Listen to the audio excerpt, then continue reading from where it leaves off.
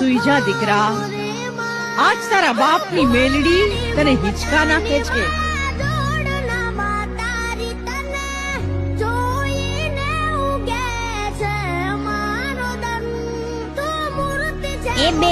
એ બેના ક્યાં છો તું? મને કોણ હિંચકા નાખે છે?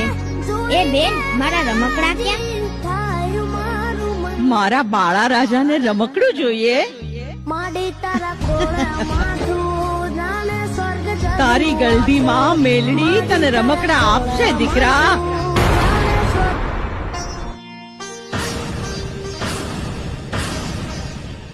આજ દીકરીની અરજ સુણી માં મેલડી રમકડું બની ગઈ.